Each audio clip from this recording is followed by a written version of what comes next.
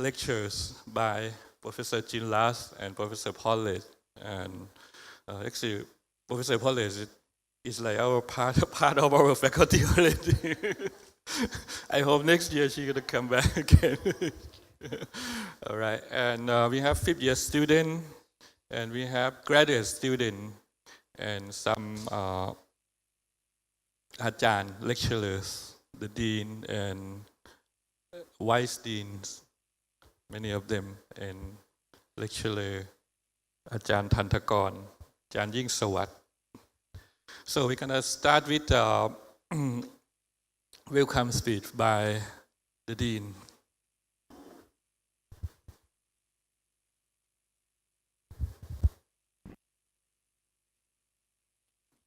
On behalf of Faculty of Architecture, KhonKaen University, we would like to welcome for a cool welcome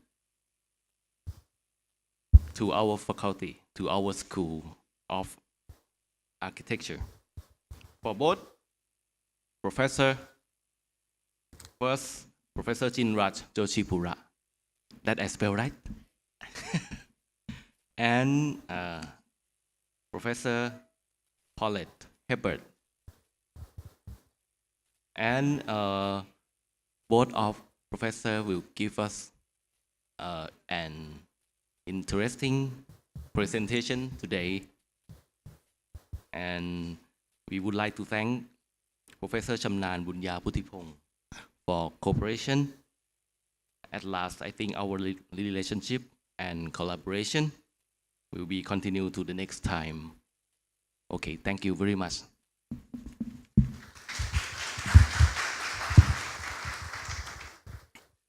Next, we have to finish the formal thing right away. So we would like the dean to be on the maybe on the stage or not, and we keep the small souvenir from the dean, from our faculty. First, Professor Jinraj.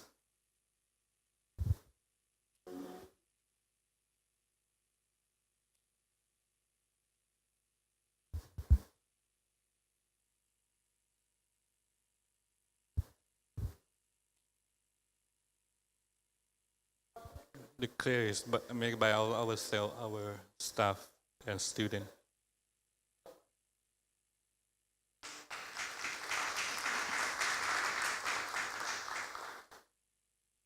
And second, Professor Paulette.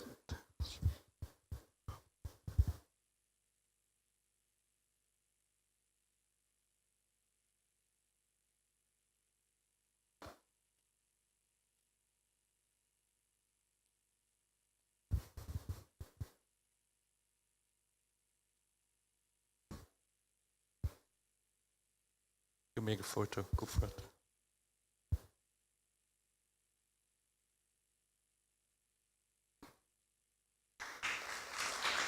And then good photo.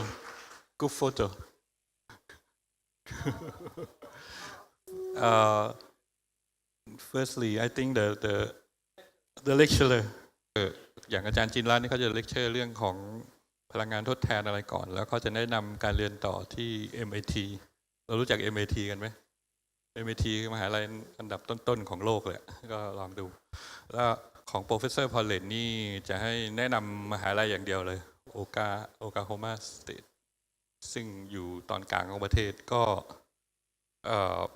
ถ้าใครสนใจจะเรียนต่อ1ภาษาอังกฤษเตรียมแล้วก็คุยกับอาจารย์เลย เพราะว่าจริงๆแล้วเราปี 5เราไม่ใช่ปุ๊บปั๊บจะได้ไปเราต้องเตรียมภาษาอังกฤษเตรียมอะไรได้ด้วยเพราะฉะนั้นหาข้อมูลพวกนี้ไว้ก่อนแล้วก็จริงๆแล้วถ้าไปจริงๆมันจะมีทุนมี scholarship พวกนี้เยอะพอสมควรก็ต้องถามอาจารย์ได้ก็ I just tell the student that for if some of them want to study more for master degree can consult Ajahn Paulette Professor Jinraj about that.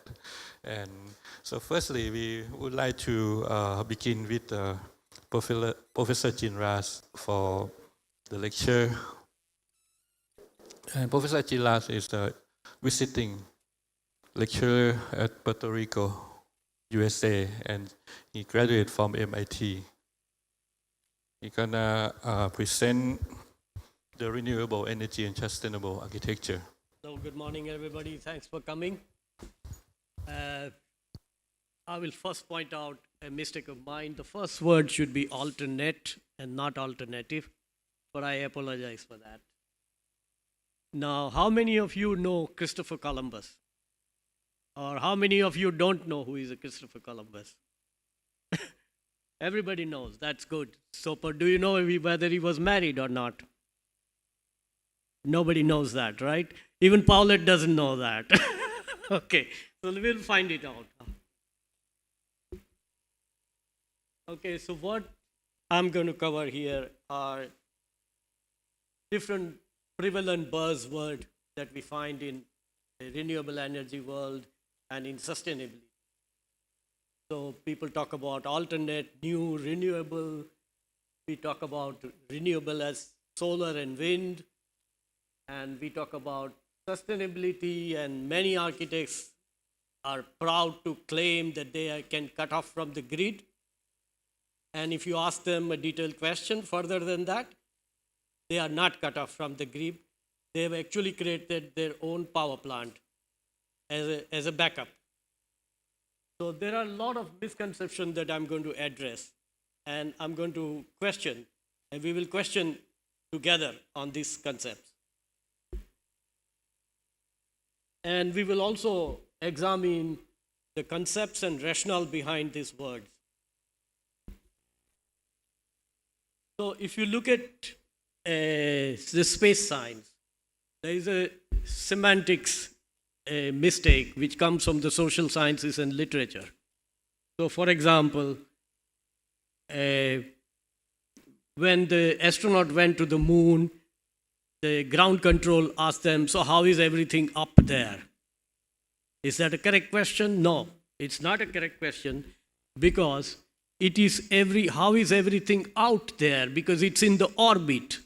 Because when you say up and down, you are assuming that the earth is flat. So this was pointed out by a famous American thinker, Buckminster Fuller. And the same mistake, I believe, that we are carrying in the renewable energy world, and I want to point it out, those mistakes. So for example, let's take an example of a Christopher Columbus. He came to North America. He was actually looking for India, but he lost the way. And he came first to Hispaniola in the Caribbean. That's why Puerto Rico is a Spanish-speaking country, Cuba is a Spanish-speaking country, and the Dominican Republic is a Spanish-speaking country. He did not go to Massachusetts. Even if he go there, there is no evidence of it other than a piece of stone. Okay, but see, he came from Spain to this Caribbean island here, as the arrow points out. Now, how did he come there? So let's examine the relationship between Columbus, his wife, and the renewable energy. So he started from Spain, and his wife must have asked him, so where are you going?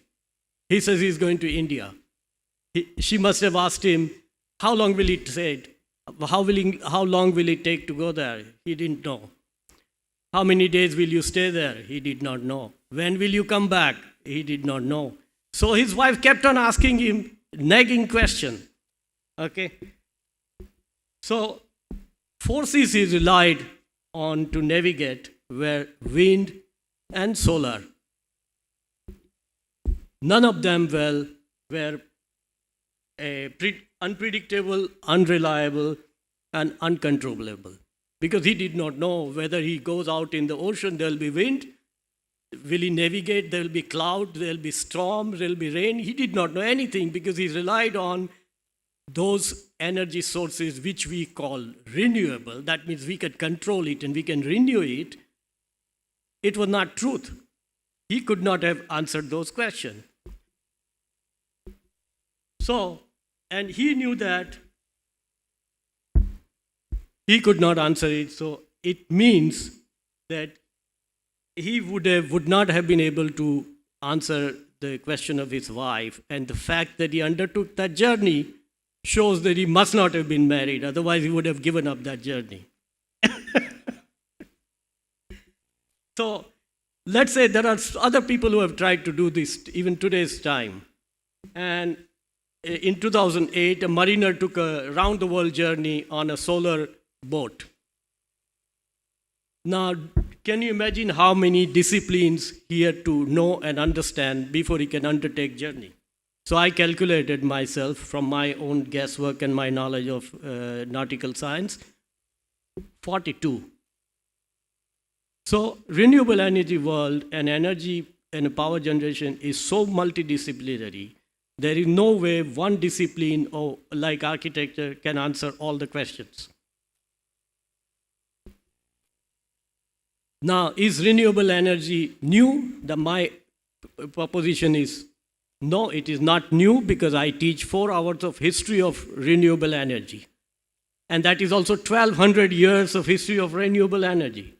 So it is obvious that if something has a history, it cannot be new. And if something is new, it cannot have a history. So renewable energy is not new. So why are we talking about it? If you look at the historical energy perspective on energy, is this energy was derived in primitive times from variety of sources. And all the renewable energy sources were abundant in supply. And our first sources of energy came from wind and solar, which were available. It was our first conventional energy source. Then why did we shift? We shifted because energy crises were frequent, because there were not enough rains, there was not enough food, we could not rely, and people migrated from one place to another. They could not carry their energy supplies. So we needed something which is very reliable. And our demand for electricity and energy increased and supply became less. Therefore, we shifted to something which is reliable, available, controllable, which is biomass and the oil and the coal. Because you could quantify them, you could arrange their supply, and you could generate energy. So what we call fossil fuel as conventional is actually opposite. It is the solar and wind which were conventional, and fossil fuels were new. So the hydro dam was also new, but hydro as a supply was abundant in the previous times. But we concluded that solar and wind and biomass and hydro are renewable in a false manner, because they are not renewable. So for the first attempt occurred in France in 1949. They created a sort of solar furnace, which is way back, almost nearly 50, 60 years ago. It was conducted in France. And Paulette, you may see the name audio. I don't know whether it's a correct, I'm speaking a correct pronunciation. Now, what is the best energy source? So I have created a 19 criteria here, which qualifies as something a best energy source. You try to put solar, wind, biomass, hydro, whatever renewable sources you want to put, compare against coal. So I asked my students to make a spreadsheet. On the left side, you see all the criteria. On the right side, on top, you will see different energy sources. And instead of first, we started with an exercise in qualitative form. That's where we created our doubt. And then I said, well, to score it, it should be numbered. If it is 100% meets the criteria, it is 1. If it is a bit ambiguous, you put 0. And I guess what was the result? Result was that nuclear energy was the best source that satisfied all the criteria. Now, that result should not be acceptable in a normal way, but if you do the analysis, that is the best source. So if you are complaining about nuclear, then you please understand that everything in this world is nuclear. Our nuclear cell has a nucleus. Solar energy is nuclear because solar energy is generated by a nuclear fusion. And it is that fusion that sustains itself, and therefore we get a radiation in terms of a light. Okay? It is not a renewable at all. It has nothing to do with Earth, what's going on in this Earth. So only 15% of the energy that comes on the on our Earth, rest is absorbed, 85% is lost during the transmission. And out of that, we have achieved roughly 30 to 40% of 15% as something which is available on solar panel. So you can imagine about 30% of 15% is how much it is for 100%. So it is not that much as you think. And it cannot be sustained because you cannot remove the cloud, you cannot stop the rain, and you cannot control it. And therefore, it is not renewable at all. So let's look at this scenario. Can solar energy be disturbed by any scenario? Yes, it is quite possible. What if a meteorite hit Earth and it knocks off Earth from the orbit of the solar? Can you drag the Earth back? No. If there is a pollution, can you reduce it? Yes, we can reduce it. What if the solar system as a solar as a planet disintegrate? And this is not a joke. If you look the astrophysics article, you will find lots of this predictability written by the astrophysics people in the astrophysics scientists. So you cannot restart it, you cannot control it. It is not renewable under any circumstance. Let's look at hydro and biomass. Are they renewable? Well, you have seen famine in the places where there was abundant rain. Even the aquifers under the ground keep on shifting. And a Japanese scientist published several papers that where there was desert, there was jungle, and where there was jungle, there is a desert. So they were not predictable and they were not renewable. So yes, you can make, and I will come back to the natural and man-made disaster like tsunami and hurricane, what is its impact? I have some photographs.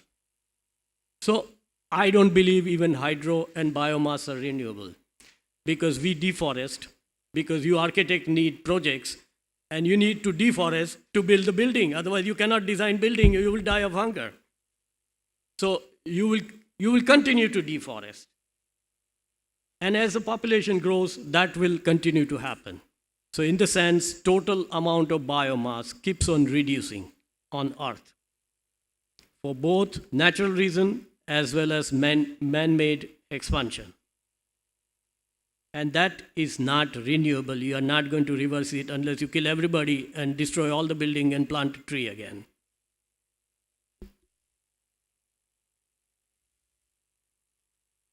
But we call them renewable again.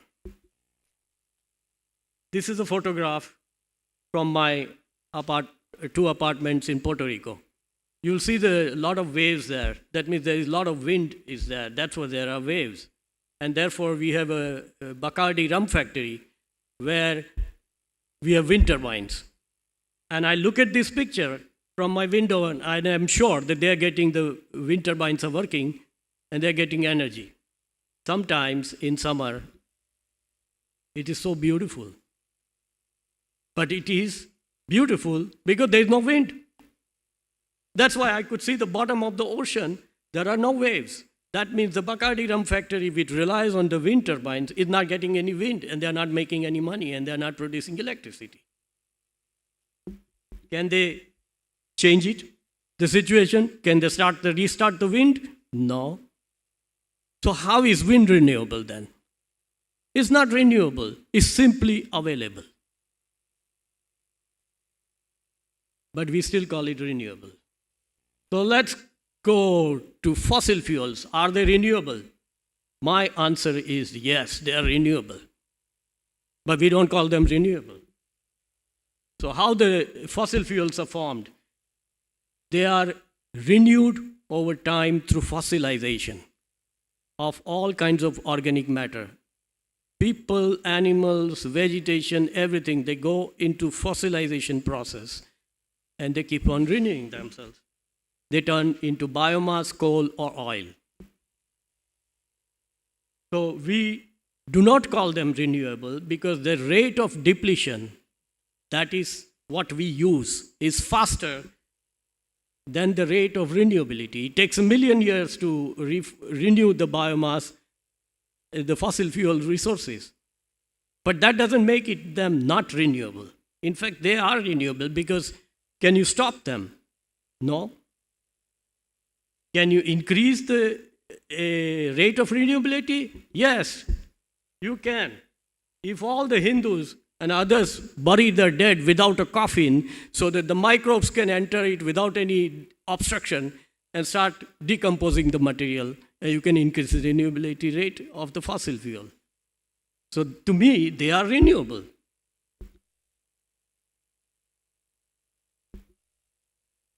So fossil fuels are again renewable, controllable, reliable, and available because you can locate them where it is, you can transport them, you can store them so that you can generate a qualitative, predictable power supply system.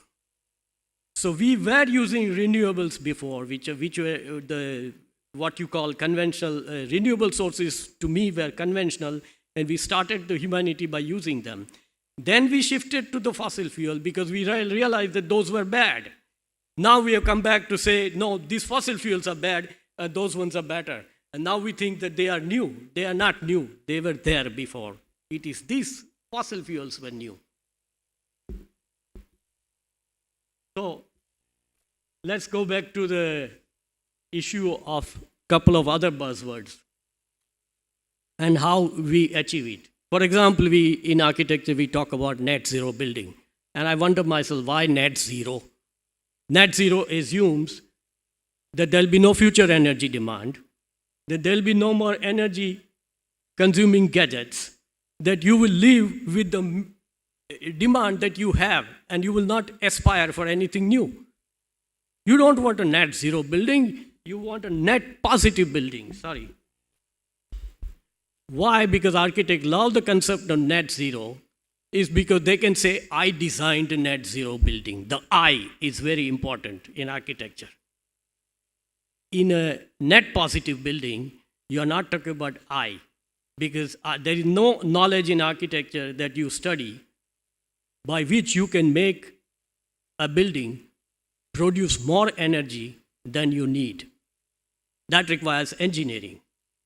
That's why I call it is engineering the architecture and not architecting the engineering.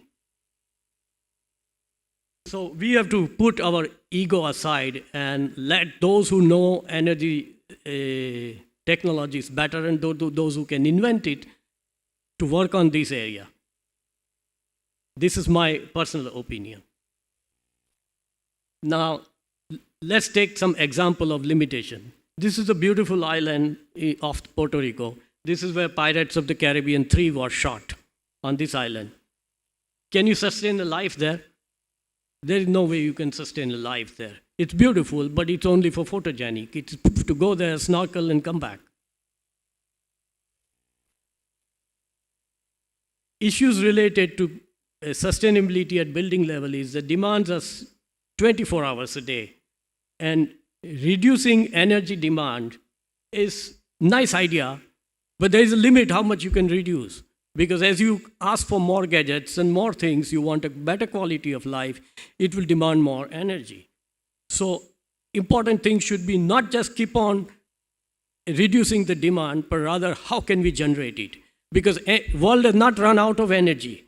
It's a passive approach like Gandhi.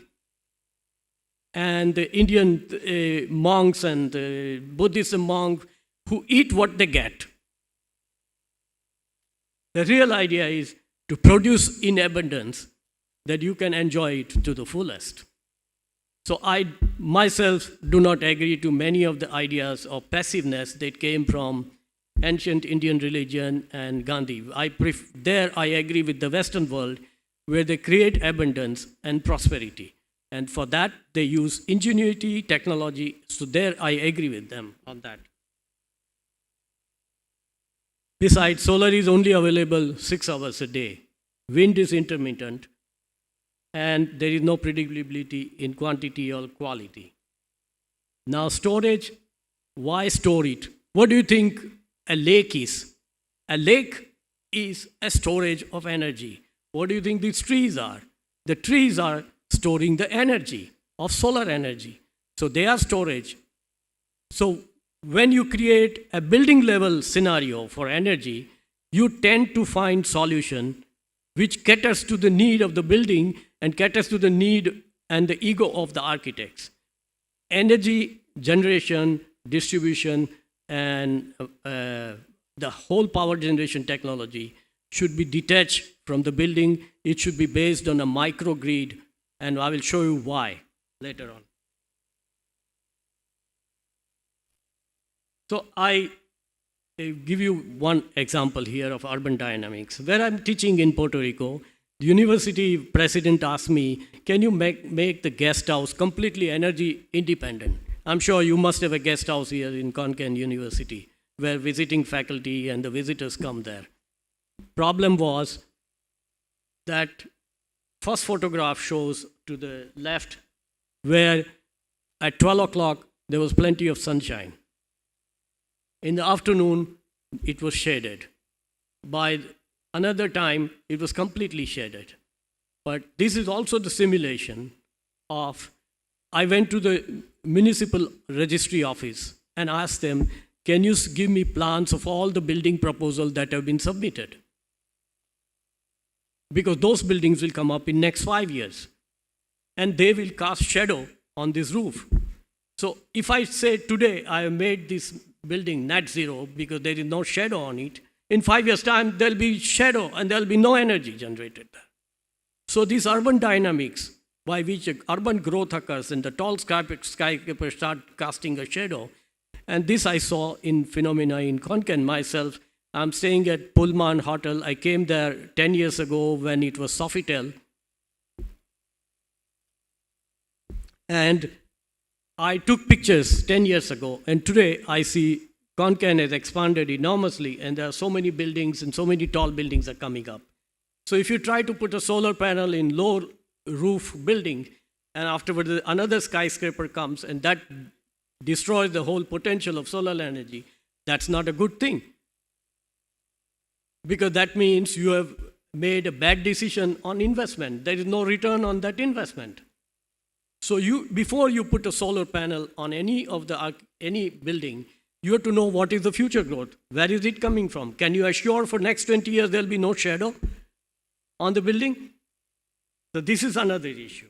Let me show you some more example. This is beautiful building somewhere in Bali. It's been built by 2 American couple, and they live there. But look at their demand. Hardly any energy demand. They are not asking for air conditioning. They are not asking for natural light. At night light. They only use candles. And they live in a mosquito net. They have no demand. Can you replicate this throughout the world? If you replicate this and all the buildings are made up of wood like this, there will be no single tree left on the planet. So you cannot replicate everything that we talk about as architects called sustainability and using natural materials. It is not tenable, it is not sustainable. Let's look at this scenario. We have in Puerto Rico wind turbine installed, and this is a big solar farm. After Hurricane Maria and Irma, this is what happened. Wind destroyed 2 technologies, solar panel as well as the wind turbine itself. If we had cut off from the grid and if we had destroyed all the fossil fuel power plant and shut them down, there will be no energy for 2 years. Because who will build those, who will invest money again to build this solar farm? These are private farms. They will say, well, we can't afford it anymore. Where our power plant using gas, coal, and bunker oil were standing. Within a week, we had a power. That means fossil fuels were more reliable, more robust, more available, more predictable, more controllable. And renewable energy was not. So what we need is an integrated energy system. It's a portfolio of variety of fuel sources, not only solar and wind. And you combined and created integrated energy system. So if one of it fails, the other one will take over the supply scenario. So if you talk about cut off the architectural building from the grid, which is architects love it, if agro industry, petroleum industry, oil refinery, steel plant, they were never connected, sugarcane industry, they were never connected to utility because they had enough energy in their industrial processes so that they can satisfy their requirement.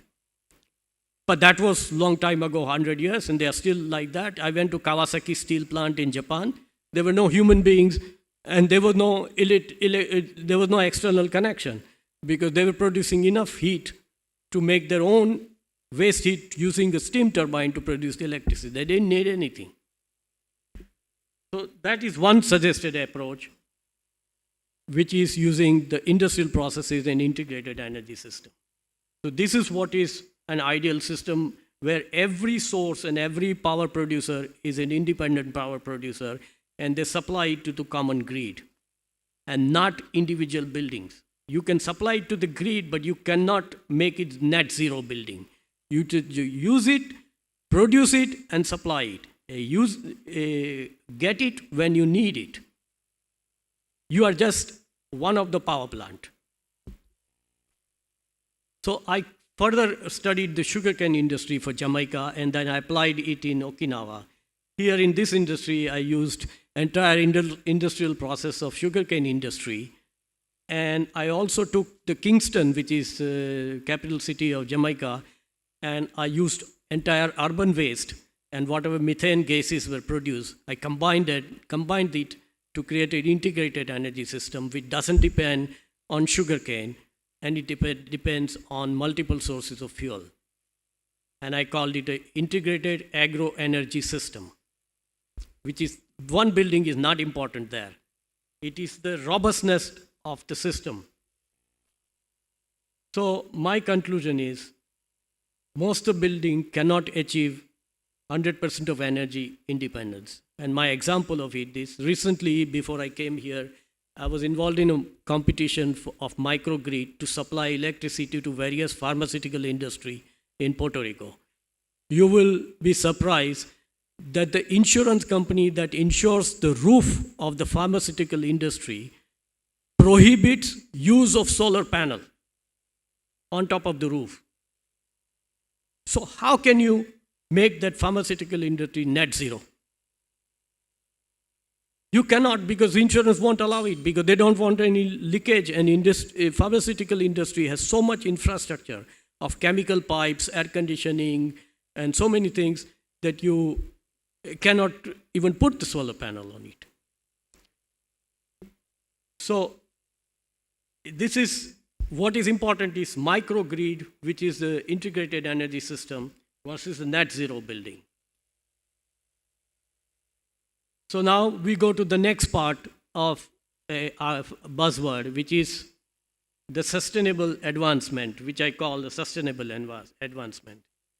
So various definitions of from UNDP in ecology, in architecture, in economics, they say that Earth is finite, so are the resources, because Earth is round. That's what the Malthus, the economist, propagated. And therefore, we have to use the resources judiciously, otherwise we will run out of it, even for us or for the future generation. Now, does science and technology buy this fear-mongering? The answer is no, they are not buying it. That's only from social sciences. So, the concept of Malthus and the concept of sustainability is like saying that drink water from a glass in such a way that water must be retained for all of us and for those who will come in the future. Is that possible? That's a magic. It's not possible. So what are my assumptions? My assumptions that human habitat is the entire ecosystem and not the dwelling. Sustainability is passive, unequitable, and maintains status quo and limits the growth. So I don't buy this concept of sustainability. Digital era offers access to the world beyond human sensory perception. Renewable energy is not reliable. New advancement in materials science makes recycling cost ineffective. This is exactly opposite view of what is prevalent. You think recycling is cost effective? I'm saying no. So my faith is in human ability, and that's why I call this word advancement and not sustainable as a status quo. So let's look at this innovative and passive advancement. Look at this left side picture from Africa. It has used pickup truck of a Toyota pickup truck and put a tire on it and put a cow in front of it as a primary engine. That engine is very efficient because when you park your cart, you release the cow and the cow will find and fuel itself. You don't have to do anything, right? It's very ingenious. And they're using the tire because before the tires were made of wood, now using the rubber, that means they are reducing the friction. And the bull or the cow has no friction except the weight to carry. The cow must be very happy. So the second one is they're using a Coca-Cola bottle and a water heater to get hot water into the wash basin. That's ingenious. Ryan, you could do that in your farm. The third one is the motion detector. That is, the water comes out only when somebody moves his hand there. And that's very nice. I like that idea. This is an example of ingenuity where you're dancing, you're creating energy. This is nice idea, very fashionable, very effective and nice because you are supplying the water to this plant. So then comes the next question. Which came first? Technology of recycling or the idea of recycling and the policy of recycling? Anybody can answer that? Which came first? Come on, Thai students, you need to wake up. Which came first? The idea of recycling or the technology of recycling? Nobody knows, okay. If you think the last sentence, government and architects idea, you are wrong. The reason is, let's take example of material aluminum. 1.4% of Earth's crust is made up of raw material for aluminum. So there is abundance of supply.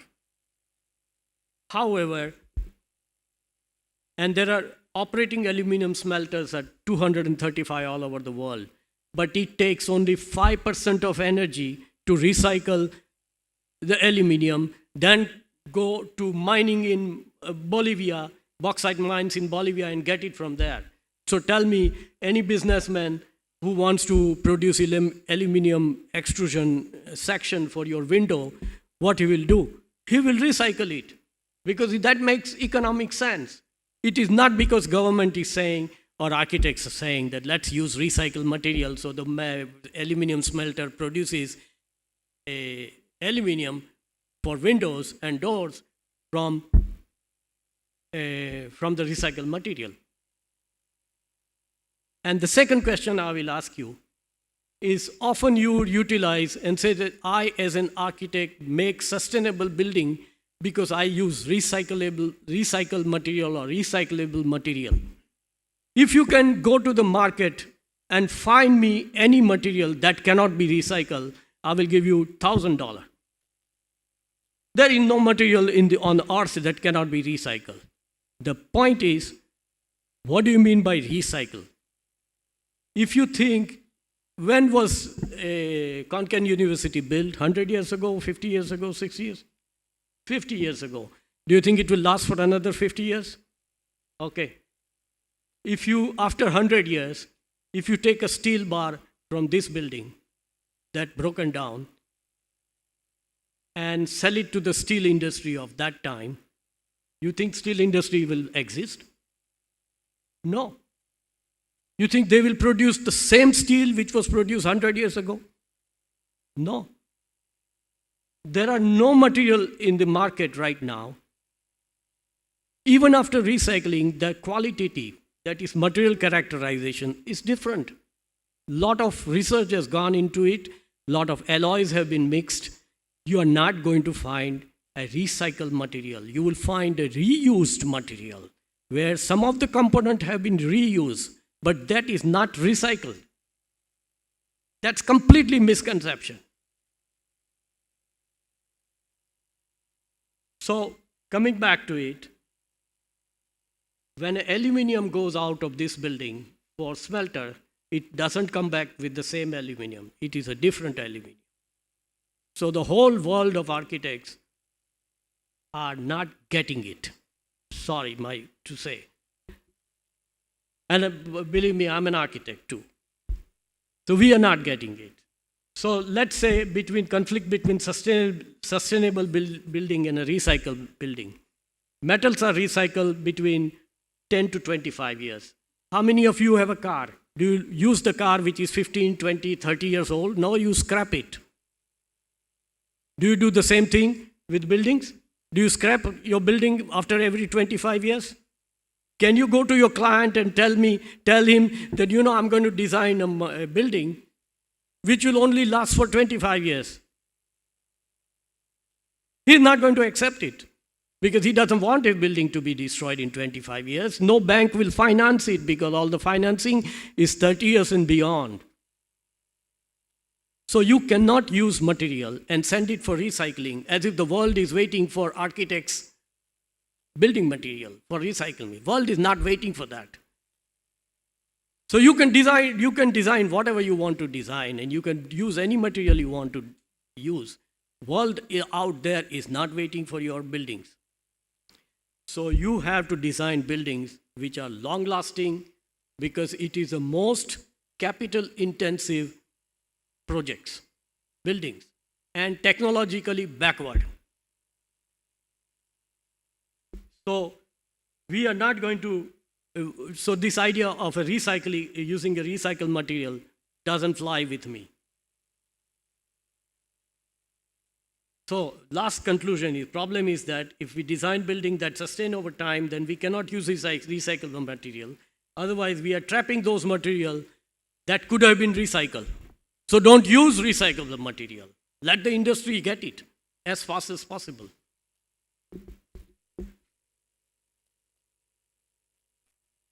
So so if you designed a long building, otherwise your building will be sort of listed under temporary architecture because it's 25 years is a temporary architecture in a building life. So what is the solution?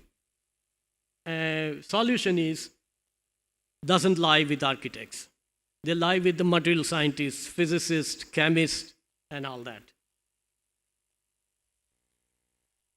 So third alternative is to create new material, and that's what is going on all the time that we don't know. So this is where what I'm involved in, I beg to differ with architects. Now you might ask me, so is it possible now to design a material based on the characteristics? That is, when you say you chose a material in your design, you are saying that I chose this material and it has this many characteristics, I apply it in architecture. What I'm talking about is different. We as an architect decide what material we want, and material scientists will go and manufacture it, invent it, and that is now possible. And is that within the scope of architects? No. But for me, everything is my mission. And why? because my interest goes back in 60s. These two films, one of them shot in Phang Nga Bay in Thailand, both use solar energy. They were made in last century. You were not even born. So again, I re-emphasize that you don't know what renewable energy is very old. This was my studio in 1971.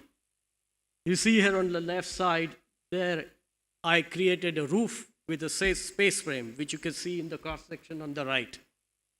And what I did was, if this is the space frame side, I used the south side to put the solar panel, north side to get the light, and the other two sides were for rainwater collection, east and west. So I was involved in it in 1971.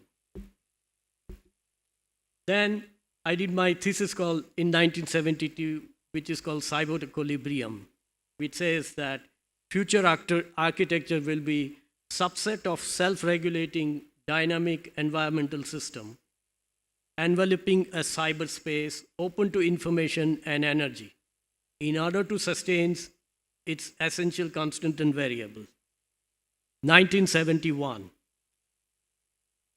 Okay, a lot of these concepts are new to architecture now.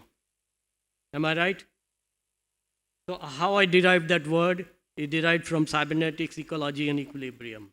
At that time, PC was invented in 1981 after my thesis, and and cybertecture does not mean introduction of technology alone. So that is a separate topic of presentation of mine.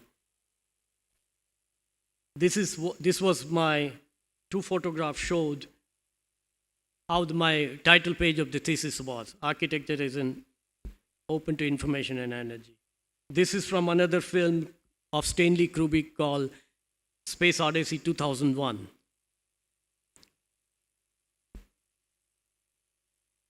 I am very fond of films and I learn a lot of things from the films. So I built a biofuel plant in Nigeria in 1988. My thesis at MIT on renewable energy was 1993, where price of oil was $15, $16, and I didn't get a job based on renewable energy because nobody wanted me. Nobody was even interested in it. I was a guest researcher, so this is my background where I'm coming from. I didn't stay in architecture, I diversified in variety of disciplines. So if I have to graphically describe my career as an architect, this is what it looks like. So the blue area is most of the architects and allied fields are. This is the architect's typical path, when almost 70% of the architects stay in that field. 10 to 13% bifurcate. And 2.5% may be working in the cafeteria there, or he starts a cafeteria business. I just met a student of yours. But mine path is like this.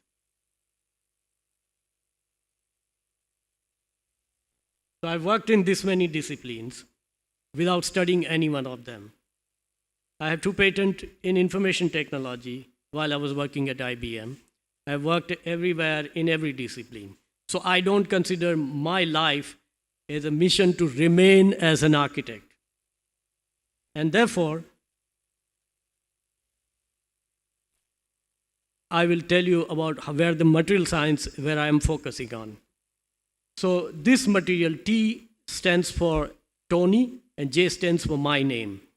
I hold 50% equity in this company, and we have a patent, and we are going to produce a nanomaterial which will be 20 times stronger than steel and with far superior characteristics than any material you have ever seen.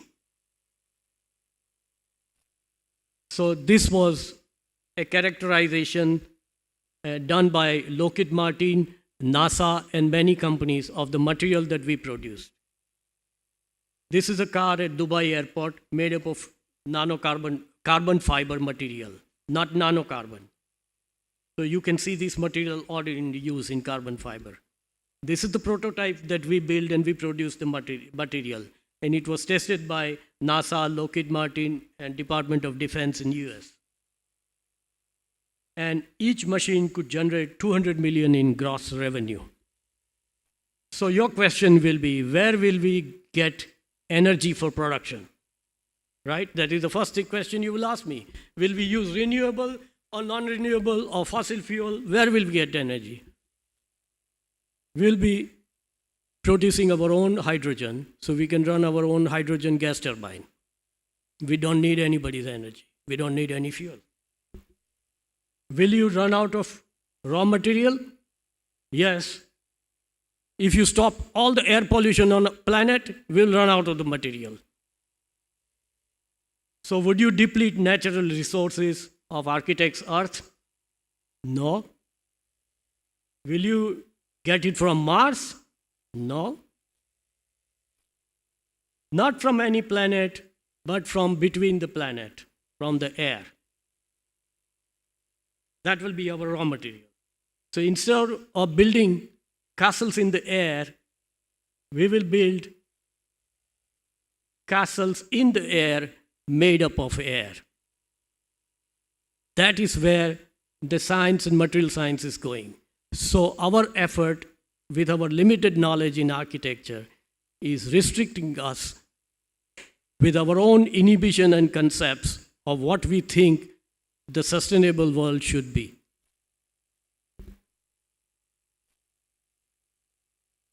So, our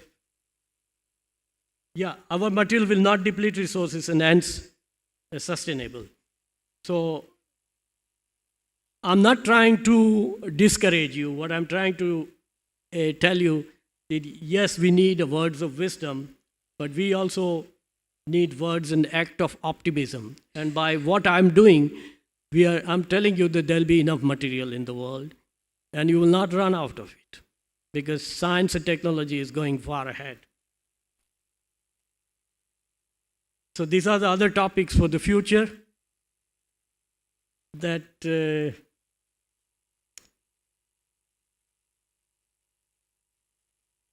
I've already given lectures on this, but not this forum.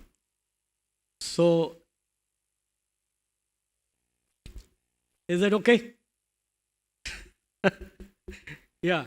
So don't go. There is 2 more slides. So Chuman, Mr. Chum, am I saying correct name?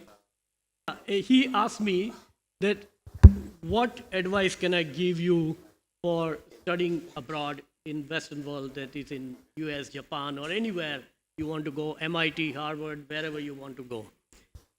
So I'm going to talk about 2 slides very briefly. And I will give you this advice not because I'm a professor at a particular university, but when I was a student at MIT, I was elected representative of the student council, and I sat on the admission committee, so I had 1 vote. And for 2 years, I examined 729 applications coming from the student. And when I looked at those applications, I realized, and I started reflecting on my own application, how it was. Because every person who gets 750 applications has about 2 minutes to spare on each application. So how can you present your application so outstanding that it stands out? So first is a best fit approach. That is, for example, Dr. Paulette is studying on the human ecology and lighting and other material. If you go to her and say, I want to study sociology of straw dog in KhonKaen, it's not the best fit, because that is not what she's expert at. So if you want to study, you have to choose the right thing. What that university offers, what is the faculty background, and does it match what you want to study? Or can you match yourself? Can you study what they are doing? Otherwise, it's not a best fit. The second thing is, will the education that you're going to get and spend your parents' money is going to help you? Can you afford it? I couldn't afford it when I was a young boy with the long hair up to here. I had no money. I went to Africa to earn my money. My parents couldn't afford it. So I found my own money. Then you have to study the department and see what that department offers. You have to understand the degrees. You look at the faculty profile. Can you work in the same area where they have a grant? Then they will be very interested. They will look at your profile and you want to work in their grant, you will be helpful to them. Then you will get a teaching assistantship or student assistantship, and you will get a scholarship. Third thing is preparing your application. You should have a clear statement of purpose and not ambiguous. It should be written very well, to the point, absolutely honestly, and it should, in one page, tell the examiner of the people who decide your application, which includes students and the faculty, that this guy knows exactly what he's talking about. This student, male or female, has a clear understanding of why he wants to study at this university. That is very important. You could have 100 out of 100 grades, but if your interest and what the university offers doesn't match, then your application will be rejected, not because you are bad, but it is not a best fit. And I'm sure Paulette will highlight all these things better than me because she has a day-to-day experience. And the recommendation from your faculty is very important. So respect your faculty, work with them, study them, study their work, try to impress them with your clarity of thinking. They will write a good recommendation letter. That's very important. So, and then all supporting documents. You need a visa, you need a TOEFL score and a GRE score and all that are minor things. But to me, statement of purpose is most important, and the recommendation letter. Thank you very much. Thank you very much. Firstly, I would like to translate in Thai for students.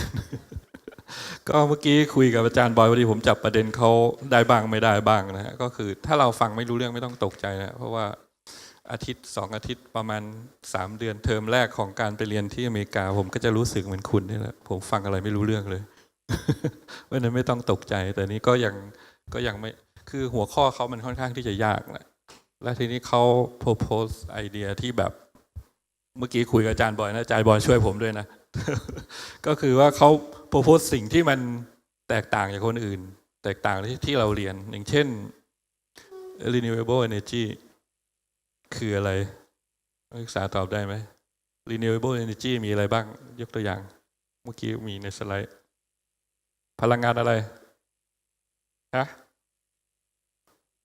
พลังงานอะไรเป็นพลังงานทดแทนบ้างแสงอาทิตย์ลมเขาบอกไม่ใช่แต่เขาบอกว่าอะไรใช่เมื่อกี้ในสไลด์ฟอสซิลคืออะไรคือน้ำมันเขาบอกน้ำมันคือ Renewable Energy เพราะว่าเขาก็มีมุมมองเขาก็มีการหาไอเดียมาอะไรเงี้ยแล้วก็บอกว่าไอ้รีไซเคิลไอ้วัสดุรีไซเคิลเขาก็บอกว่ามันรีไซเคิลไม่ได้จริงมันแค่ reuse มันใช้ได้แค่บางส่วนอะไรเงี้ยผมว่าก็เป็นมุมมองที่ทะเลาะก็สนุกอะทะเลาะกันก็สนุกแต่คนไทยไม่ชอบทะเลาะกันฝรั่งก็จะมีการเสนอไอเดียที่แบบแตกต่างจากคนอื่นอะไรเงี้ยมันก็เมื่อเช้าผมพาไปดูอาคาร Net Zero Energy ที่ผมออกแบบของมหาลัยเนี่ยเขาบรรยายเมื่อกี้ก็ด่าเละเลย ประมาณนั้นก็เลยก็เป็นสิ่งที่น่าสนใจมันเขาไม่เชื่อ Net Zero Energy ไม่เชื่อว่ามีจริงเพราะว่ามันก็คงไม่Net Zeroแต่จริงๆแล้วพวกนี้มันเป็นนโยบายมันเป็นกลยุทธ์เขาเรียกว่ากลยุทธ์หลอกล่อให้คนเนี่ยทำหรือว่าสถาปนิกนี่ออกแบบให้เกิดการคำนึงถึงคอนเซิร์นพวกนี้มากกว่าถ้าไปจับผิดอย่างเงี้ยจับผิดได้หมดแต่ผมชอบการที่แบบถกกันแล้วก็เถียงกันด้วยแต่เขาจับที่ word ก็คือคำว่าความหมายมันอย่างนั้นจริงหรืออันนี้ก็เป็นประเด็นที่สำคัญเพราะนั้นสถาปนิกโดยเฉพาะสถาปนิกไทยนะต้องลองอย่างเงี้ยลองทะเลาะกันลองอะไรบ้างโดยไม่โกรธกัน อันนี้เป็นประเด็นที่ผมได้นะอันนี้เมื่อกี้นี้เขาพูดถึงการไปสมัครเรียนต่อ สิ่งที่สำคัญที่เขาพูดสรุปได้ไหมว่าคืออะไร สิ่งที่สำคัญที่สุดอันสุดท้ายนี่สำคัญมาก recommendation letter จริงๆแล้วเมื่อเช้าที่ผมเพิ่งรุ่นพี่คุณอยู่ตอนนี้ไปเสิร์ฟอาหารอยู่ที่อเมริกาแล้วก็สมัครเข้าเรียนมหาลัยหนึ่งก็อินบ็อกซ์มาหาผมว่าอาจารย์จะมีมหาวิทยาลัยที่อเมริกานี้ส่งอีเมลมาถึงอาจารย์นะเพราะผมให้เบอร์อีเมลผมไปมหาลัยนี้อยากให้อาจารย์คอนเฟิร์ม recommend เขาเพราะเดี๋ยวนี้แต่ก่อนนี้เราจะทำจดหมาย recommendation แล้วก็อาจารย์เซ็นให้แล้วเราก็ไปถือยื่นมหาลัยแต่จริงๆแล้วrecommendation letter เนี่ยมันจะต้องแต่ก่อนนะมันก็จะใส่ซองแล้วก็ซีลบางทีอาจารย์ต้องเซ็นว่าคุณไม่ได้เปิดแก้ recommendation จดหมายรับรองนั้นแต่เดี๋ยวนี้มันก็จะเป็นบางมหาลัยเขาเริ่มกรอกออนไลน์ละปล่อยให้อาจารย์คุณไปกรอกออนไลน์เมื่อกี้เขาสรุปว่าคุณต้องเอาใจจากอาจารย์ดีๆนึกออกไหมว่าอาจารย์นี่แหละจะเป็นคนเขียน recommendation ให้คุณเวลาคุณไปสมัครเรียนต่อหรือขอทุนหรืออะไรเนี่ยพวกคุณส่วนหนึ่งเลยจะต้องกลับมาหาอาจารย์ช่วยเขียนให้หน่อยซึ่งมีประจำเพราะฉะนั้นคุณก็ผมถึงบอกว่าทุกคนน่ะผมจะมีปัญหามากเลยพอกลับมาถึงแล้วบอกว่าอาจารย์บอกอาจารย์ทุกคนก็คงจะรู้พอจดหมายมาบอกอาจารย์เขียนจดหมายแนะนำรับรองให้ผมหน่อยผมจะเรียนสมัครเรียนที่นั่นที่นี่ทีนี้ผมก็ถามว่าเฮ้ยผมจำว่าคุณเก่งไงไม่ได้เลยอะทำไงแสดงว่าเราไม่มีจุดเด่นที่จะนั่นไงถึงบอกว่าฝรั่งในเวลาที่เขาได้อะไรได้ทำอะไรได้ทำกิจกรรมเป็นดารานำฝ่ายชายก็ยังมีอะไรเขียนไว้นึกออกว่าเราต้องหาพอยท์ที่เราเด่นเล่นกีฬาก็ได้ทำไปช่วยไปสร้างบ้านไปท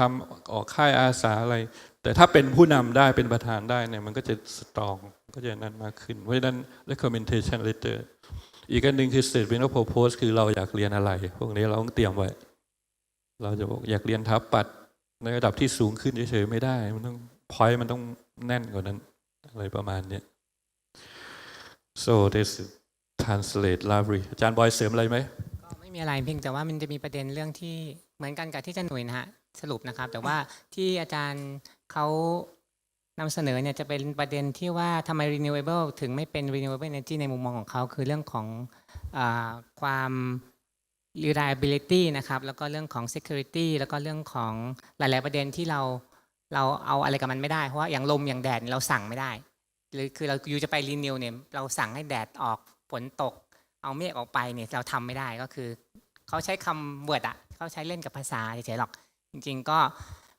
ส่วนตัวคือมันก็แล้วแต่ใครจะมองเนาะมันก็เป็นคำหนึ่งที่ตั้งเอาไว้นั่นแหละไม่รู้จะไปทำอะไรทำไมกับมันเพราะว่ามันก็เป็นคำของมันอะนะครับคือจะเรียกว่า renewable หรือ renewable ก็ไม่เป็นไรก็เราก็รู้ว่าพลังงานกลุ่มนี้มันคือพวกนี้นะครับแต่ว่าอาจารย์เขาก็ยกขึ้นมาเป็นประเด็นในการคือเนาะเวลาเราเรียนสูงขึ้นมันก็ต้องมีไอเดียมุมมองของแต่ละคนซึ่งสามารถเหมือนอาจารย์หนุ่ยว่ามันต้องถกในอิชชูที่เราคิดได้แล้วก็อาจจะมีคนเห็นด้วยกับเราหรือไม่เห็นด้วยกับเราก็อีกประเด็นหนึ่งนะครับนี่ก็เป็นแง่มุมหนึ่งเรียกว่าแง่มุมหนึ่งแล้วกันนะครับก็ Okay now back to English any questions or discussion about the slide Paulette Rainer any all right Thank you for your presentation. Would you talk more about the 3D printing and the air space slide? Would you go back to that? And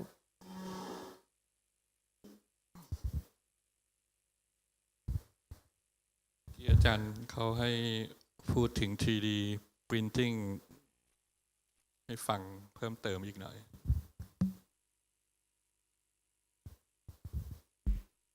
Yes, in this one, right? So what happens is material is made up of air, a carbon derived from air.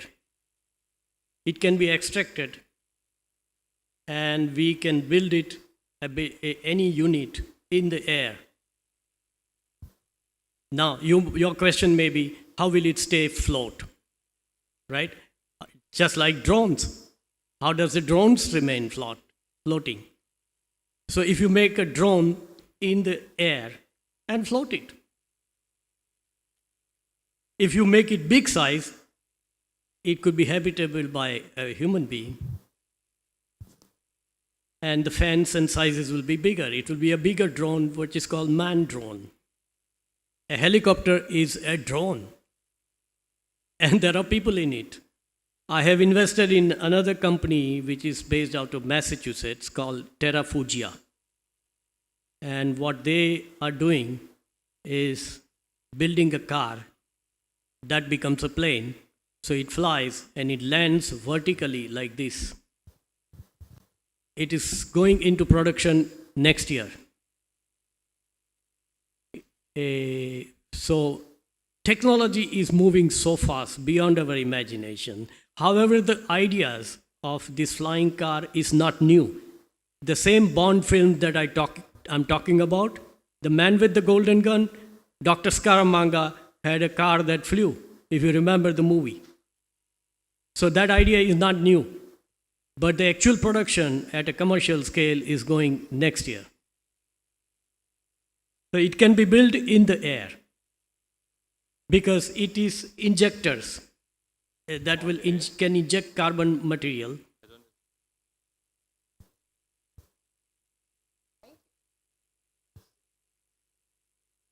How does the drone stay afloat?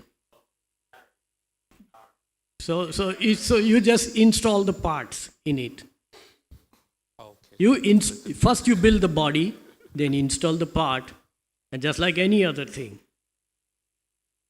You know, there are bio-experiments in space, right? If you see the advancement that NASA is doing, they are building a lot of things into space. A space module. What is a space module? Where people stay for 6 months. It is built there. It is not built on the ground. After going there, they built the space module. And it was floated. Because since it was in middle of the two gravitational forces, it balances itself. It doesn't come here, it doesn't come there. It stays in between and it floats. It remains in the orbit like this.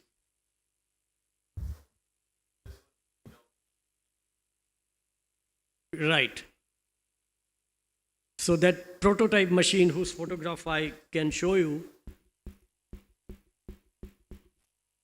this machine, we are working on now, next research is to micro-miniaturize it. Okay, make it so compact in design that it can be put on one of the modules and build it there. Problem for us, that there'll be no carbon dioxide there. There'll be no C element there. Because carbon dioxide is here because we exhale it, tree absorb it, but when we deforest, the balance changes. Now we have a surplus carbon dioxide. That's why we talking about carbon footprint. The solution to carbon footprint is if carbon can be a raw material in building. That is what we are doing. So it's a totally different approach than what is architecture is talking about. But its approach comes from the brilliant science, engineering, and technology. It's not from architecture. Any other question? May I translate? นิดหนึ่งครับเมื่อกี้ผมแปล Come เป็น on, students, let me tell you one thing. It's too You complex need for to them. practice English. You need to be inquisitive. You need to ask questions. Let us say somehow you got admitted. Again, when you look, you will need recommendation from professors for a job. But all 2 years of your study, you didn't speak one single word, you never asked a question, you never interacted with professors. How can professors? Because if professor doesn't know how to do it.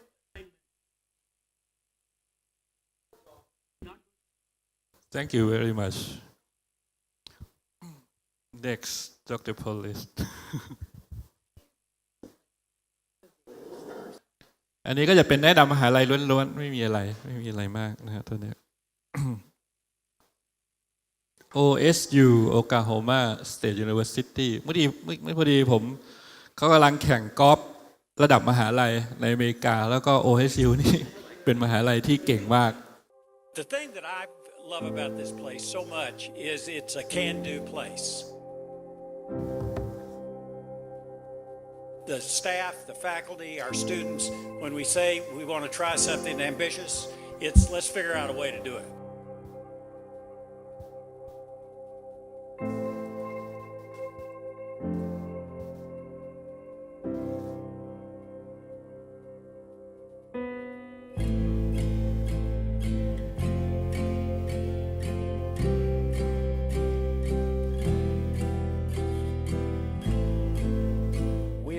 Fabulous, handy medical academic building here in Tulsa, Oklahoma.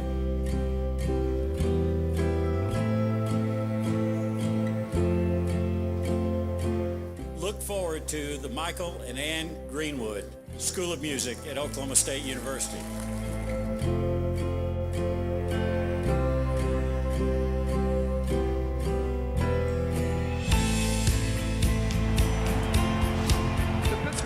Select James Washington, wide receiver, Oklahoma State.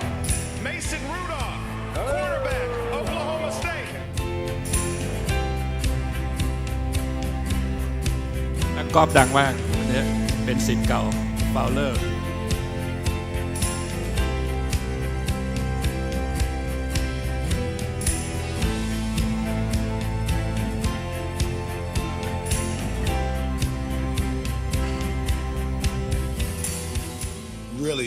Really happy for my kids as they continue to show what they're about. Guys that just keep fighting for the culture that we're trying to build, keep fighting to try to help people understand that, we got a pretty good basketball team. This is going to be a new day for OSU baseball, and it's going to be amazing to watch this complex come to life.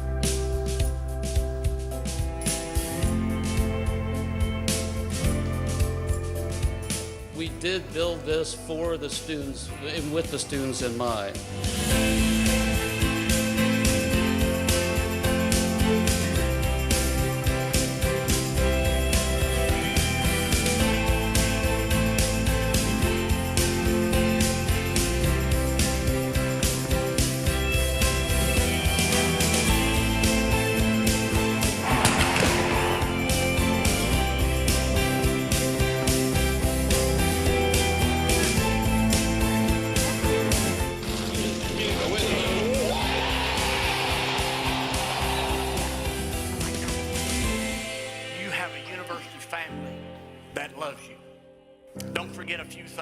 Don't forget to be passionate, live healthy, don't acquire, get involved, be honest, build strong lifelong relationships.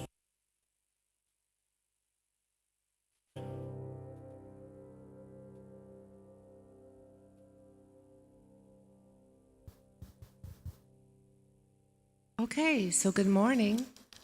Thank you for coming. Thank you to KKU for letting me come and visit you again. Thank you to the School of Architecture and all the students, faculty, and staff. I wanted to show you just a little bit of background about Oklahoma State University, and I've been asked to tell you some about our programs, especially our graduate programs. So our university is not quite as large as KKU, but it's a very large school. We are located in the state of Oklahoma, which is next to Texas. Many people know Texas. So we are 4-hour drive to Dallas, Texas, 40-minute flight to Dallas, Texas, 1-hour drive to Tulsa, Oklahoma, a large city, 1-hour drive to Oklahoma City, a large city. Stillwater, Oklahoma is the name of the town where OSU is, and it has less than 50,000 people, not including students. It's a very pleasant place to be. The cost of living in Oklahoma and in Stillwater, Oklahoma, is very low for the United States. So it's a very good place to live, and it's very affordable. โอเคก็คือมหาลัยนี้อยู่ในเมืองสติลวอเตอร์นะฮะเป็นเมืองเล็กๆอยู่ไม่ไกลจากดัลลัสเท็กซัสอยู่ไม่ไกลจากเมืองใหญ่ๆของรัฐโอคลาโฮมา2 เมืองนะฮะก็คือโอคลาโฮมาซิตี้กับเมืองเทลซารู้สึกเมื่อกี้แล้วก็ถือว่าเป็นเมืองที่จริงๆแล้วเป็นเมืองที่ค่าของชีพถูกถ้าเปรียบเทียบกับเมืองใหญ่ในอเมริกาคือถ้ามหาลัยใหญ่ๆเนี่ยจะอยู่ในเมืองเล็กๆอย่างเงี้ยนะฮะแล้วก็จะมีค่าของชีพถูกจริงๆก็ไปเมืองใหญ่ก็ไม่ยากอะไรประมาณนี้ตัวนี้จะอยู่กลางๆประเทศเหนือเท็กซัสพวกเราจะรู้จักเท็กซัส Stillwater, Oklahoma is a very friendly place. OSU is very friendly. We have had many Thai students in the past at OSU, and there is a Thai student organization. And in fact, they had a party last week and invited me, but I was here with you. We have Thai students at OSU, and there's a Thai student organization, and we have alumni, like I have one in Bangkok and one in Chiang Mai, but right now in my department, I don't have Thai students, but I have.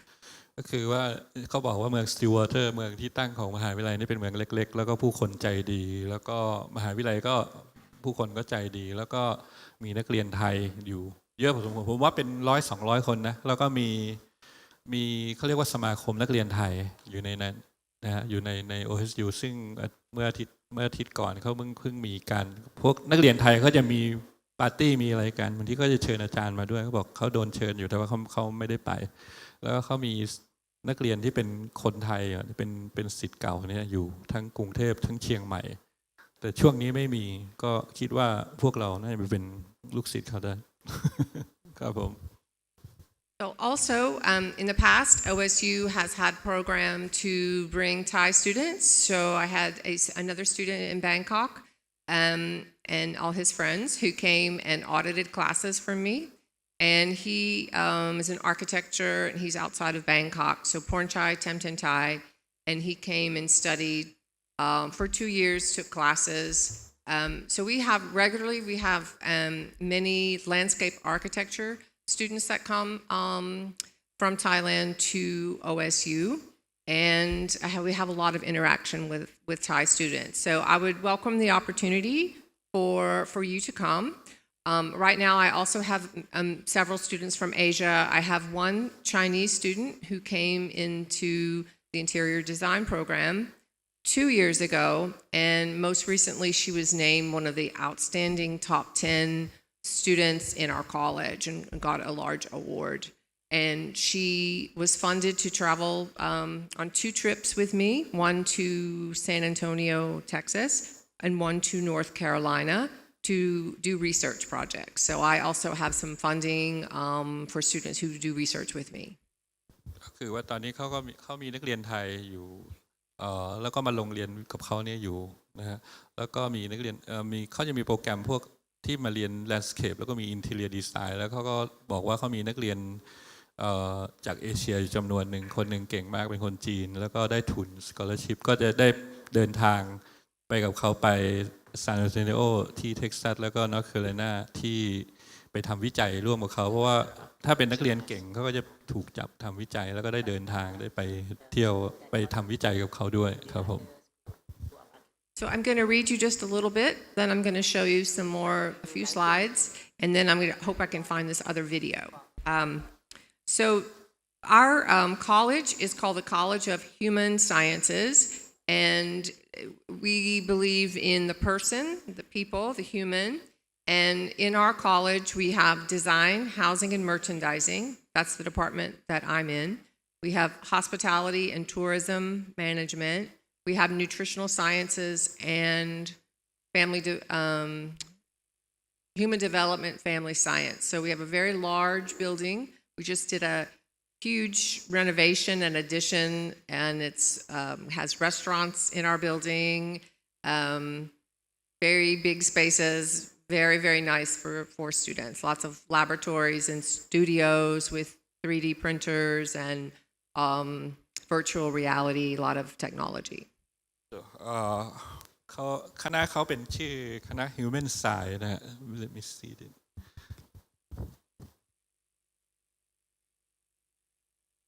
Human Science ซึ่งจะมีสาขาต่างๆอยู่หลายสาขาแล้วเขาก็บอกว่าคณะเขาเป็นคณะที่ใหญ่มากมีอุปกรณ์มีอะไรเยอะแยะมากมายนะฮะในโปรแกรมนี้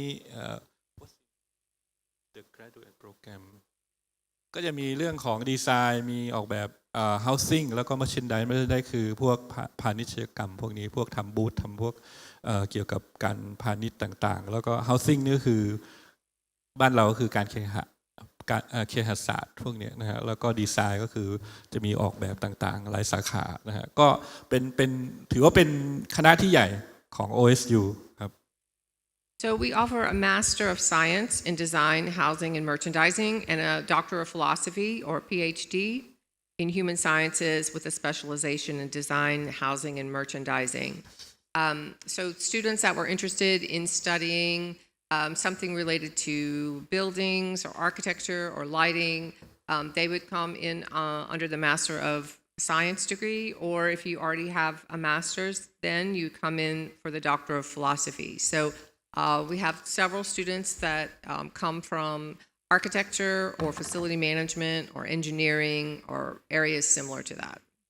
คือเขามีปริญญาโทกับปริญญาเอกนะถ้าเราจบป.ตรีก็สามารถที่เข้าเรียนได้ในสาขาที่เกี่ยวข้องก็คือพวกเคหการก็คือ housing แล้วก็ merchandise นะฮะ merchandise ก็คือ what's the meaning of merchandise Merchandising is like retail sales, kind of like marketing, but it's the visual aspects of stores, store design.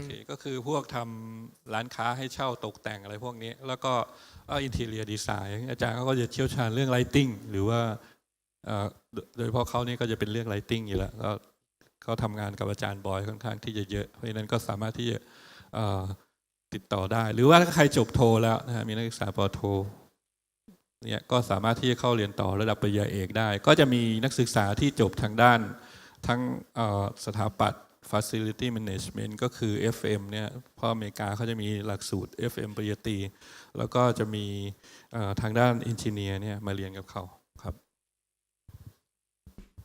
So we talked about our building. I think our building is 250,000 square feet, 4-story building with lots of interesting spaces. You saw a little bit of an overview of the campus, just a flyover. You saw sports are a big deal. At OSU, we have big golf team, very good golf team, basketball team, very good basketball team, great football team. They're getting ready to go to a bowl, football bowl. And we have excellent baseball, so lots of athletics. The students have a very large complex with all kinds of exercise equipment and swimming pools and climbing wall. It's very nice.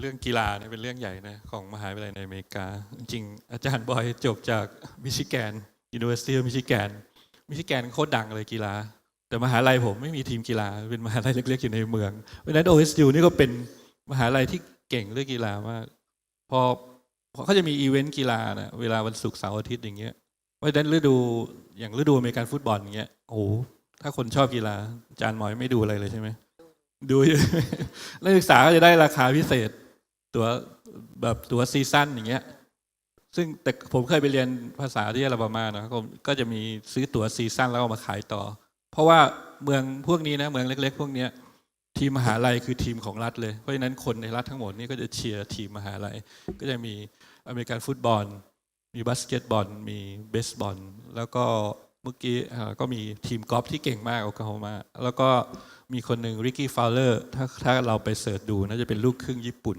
เป็นนักกอล์ฟที่มีชื่อเสียงของอเมริกาครับผม So a little bit more about Stillwater.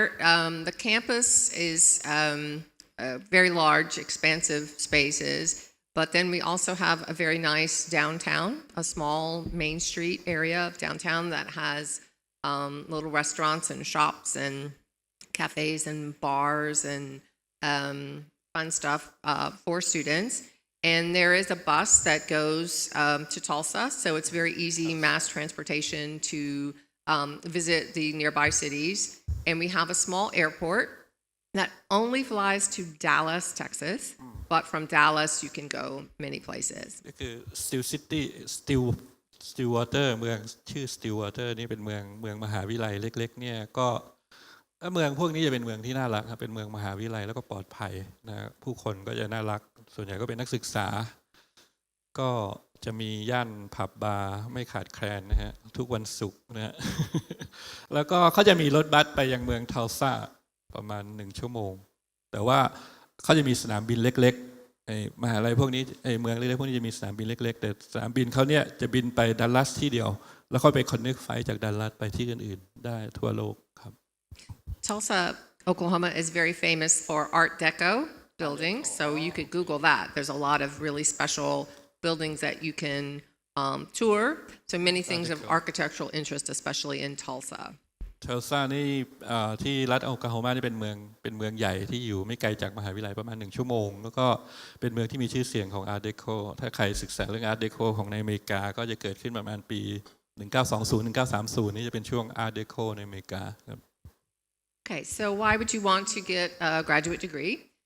You may want to specialize in a particular area, and so I'm happy to tell you more about our faculty members and their specializations and the kind of equipment that we have. But you might want to gain a special knowledge for a competitive advantage. พูดถึงว่าทำไมถึงเราต้องเรียนปริญญาโทนะฮะก็มันมีความสำคัญที่ไอ้นั้นต่อไปแล้วเขาก็ตัวของหลักสูตรเขาเองก็จะมีอาจารย์ที่มีชื่อเสียงแล้วก็จะมี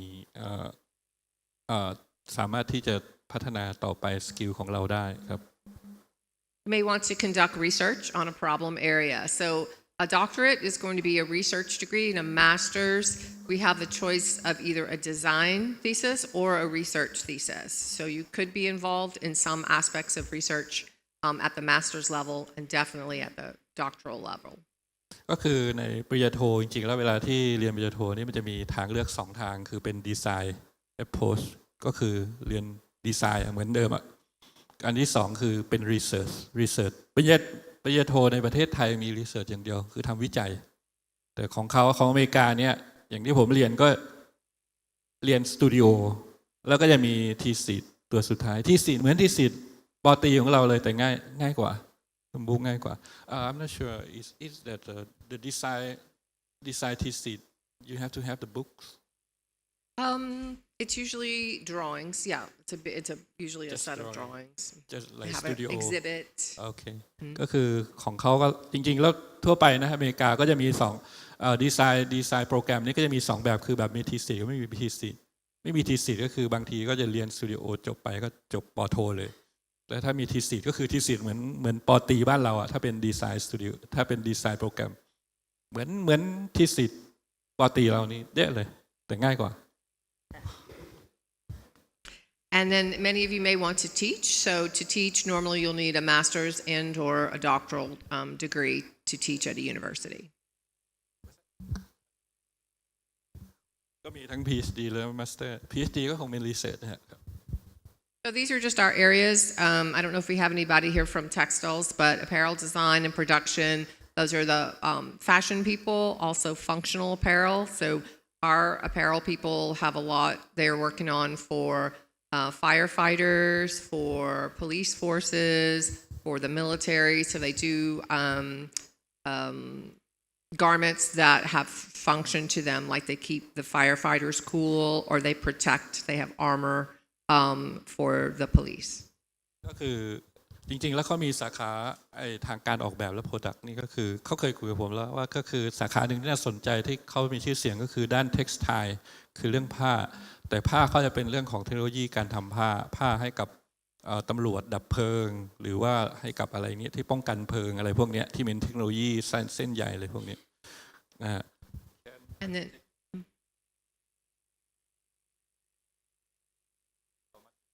I think so. It probably depends on how many textiles courses they've had or apparel courses. but the faculty would review their portfolio, and the degree is for a master's level would be a Master of Science in Design, Housing, and Merchandising. So they would come in and then they would pick which area. So if they want to go more in that direction, they probably have maybe some more classes beyond architecture to take.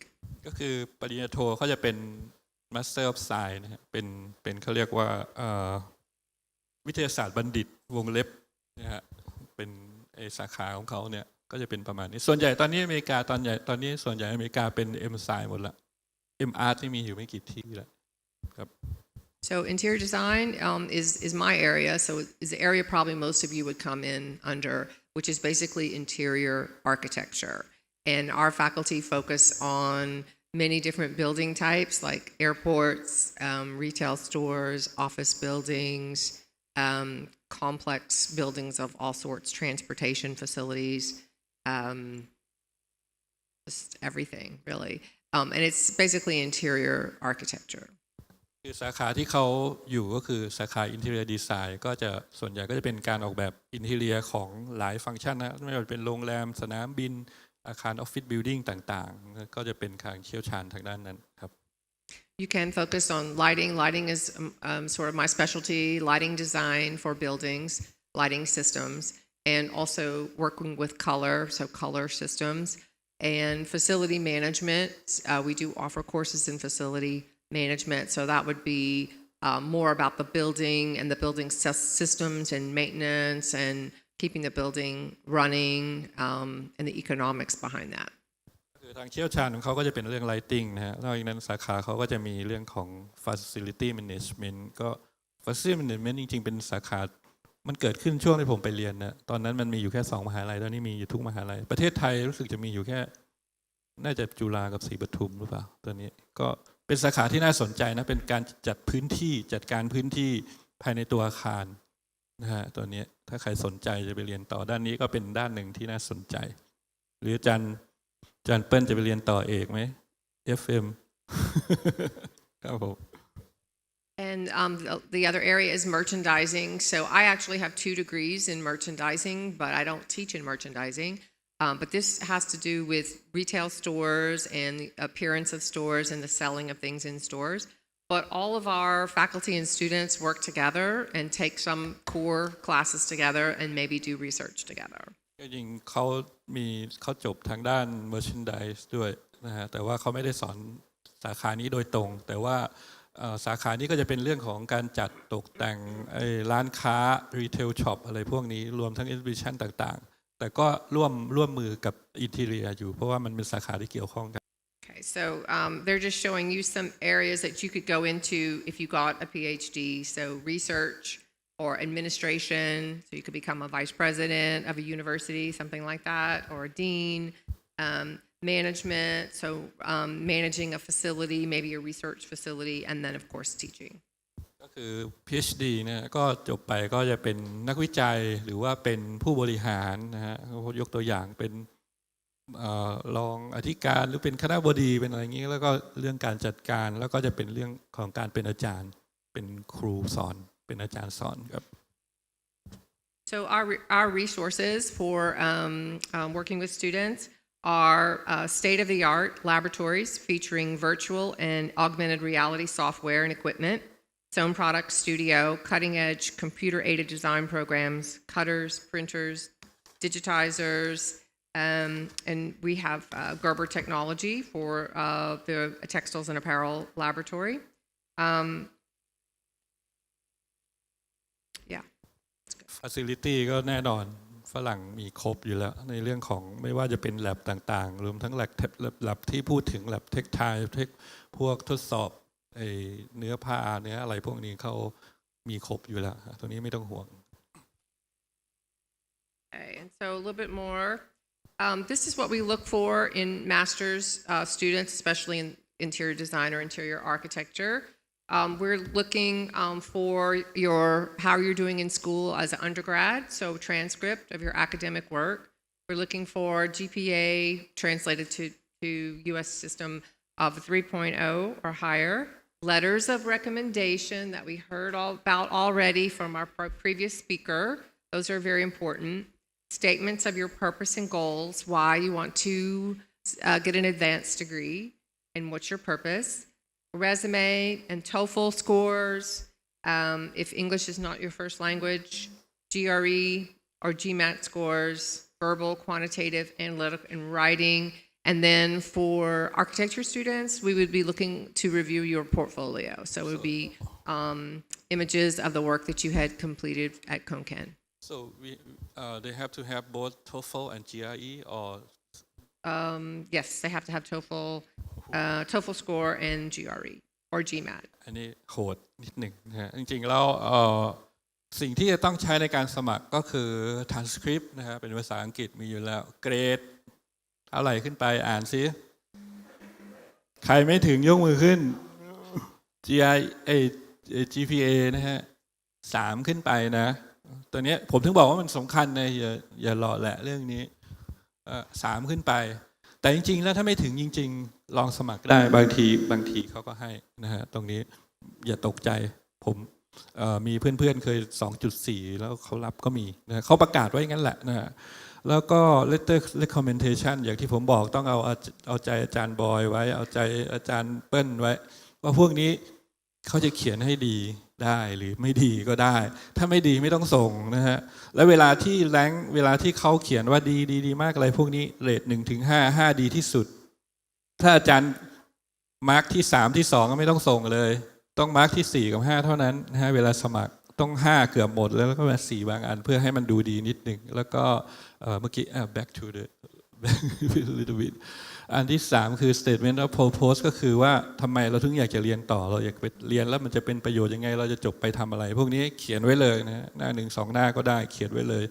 resume ผมถึงบอกว่า resume เราสำคัญ resume ข้าพเจ้าจบการศึกษาปริญญาตรีของมหาลัยขอนแก่นจบไม่มีอะไรเลยไม่มีตัวตนเลยแต่ต้องบอกว่าเราเป็นประธานเชียร์เราเป็นนักแสดงเราเป็นนักกีฬาเป็นอะไรเนี่ยมันจะมีอะไรที่เปิดดูอีกครั้งหนึ่งแล้วเวลาเขียนรีสูเม่อย่าเขียนหลายหน้านะถ้าอยู่ในหน้าหนึ่งได้จะดีมากเขาจะไม่เปิดไปเปิดมาเยอะนะฮะแล้วก็ TOEFL หรือ IELTS ก็ได้ IELTS นี่ตอนหลังๆรู้สึก IELTS มันจะง่ายกว่า IELTS มันจะมีสัมภาษณ์ด้วยแต่ว่า TOEFL มันจะต้องเรียนเพื่อการสอบเลย GRE ผมสอบทีนึงแล้วผมไม่สอบอีกเลยอาจารย์บอยเคยสอบไหมไม่เคยสอบผมสอบทีนึงแล้วผมยอมจริงๆGRE มันจะมีพาร์ทคำนวณด้วยพาร์ทภาษาด้วยพาร์ทภาษายากมากแต่พาร์ทคำนวณง่ายมากนะฮะตรงนี้เพราะฉะนั้นถ้าเราเป็นคนไทยก็พยายามทำคะแนนส่วนคำนวณให้ได้ GMAT ไม่ต้องพูดถึงไม่แล้วก็